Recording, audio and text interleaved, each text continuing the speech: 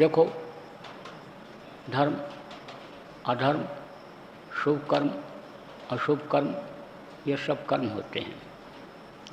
मनसा कर्म, वाचा कर्म, कर्मणा कर्म, ये सब कर्म होते हैं। संचित कर्म, प्रारब्ध कर्म, क्रियमाण कर्म, ये सब कर्म होते हैं। तो अब मैं आपको संक्षेप में बताऊंगा कि शुभ कर्म क्या है। शुभ कर्म वो है कि जिसमें अपना स्वार्थ कम रहता है और परमार्थ ज़्यादा रहता है।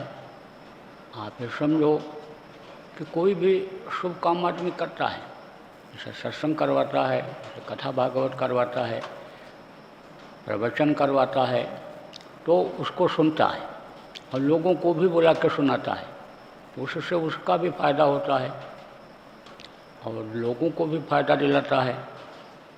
यज्ञ लोग करते थे, यानी समझो कि यज्ञ से क्या फायदा होता कि देवता खुश होते, और देवता खुश हो जाते तो वो सबके लिए हैं और सबको वो सब कुछ देते। यानी आप ये समझो कि यानी पानी बरसाते सबके लिए, धूप की ज़रूरत होती, सूरज सबके लिए धूप देता, हवा सबके लिए चलती, तो वो क्या है, वो शुभ कर्म है। यह शुभ कर्म है। और अशुभ कर्म क्या है, इसमें बाधा डालना।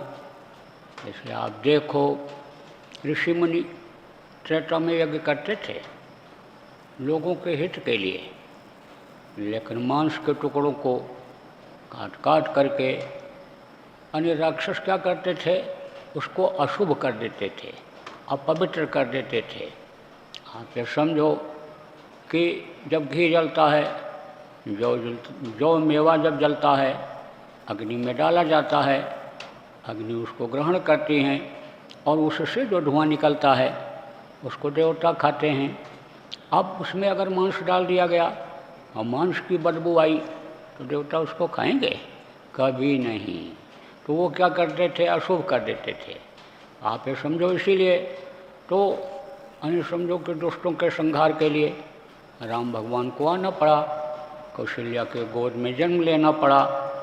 आप समझो विश्वामित्र के आश्रम पर 12.5 वर्ष तक रह करके हर तरह की विद्या, हर तरह का ज्ञान लेना पड़ा। दुर्मुख भोजन होम सराधा, जाय करो इन कर तुम बाधा।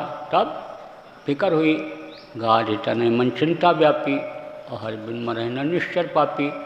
उस मालिक से प्रार्थना करना पड़ा कि जिसकी ये सृष्टि है, जिसने ये दुनिया बनाया है, जिसने ज्ञान अज्ञान और सारी चीज़ों को धर्म कर्म का जो है वो यानी समझो कि वेद के द्वारा यानी ज्ञान कराया है, उससे यानी प्रार्थना करनी पड़ी और उनको आना पड़ा था। तो शुभ कर्म उसको कहते हैं कि अपना स्वार्थ कम और दूसरों का निहित ज़्यादा होता है, वो शुभ कर्म होता है। और शुभ वो होता है कि जो उसमें बाधा डालते हैं, कोई पानी पिला रहा है, कोई रोटी खिला रहा है और उसमें कोई बाधा डाल दिया, किसी का मन बना हुआ है कि अच्छा काम हम ये करें और मन खराब करके उसमें बाधा डाल दिया, तो वह शुभ कर्म होता है।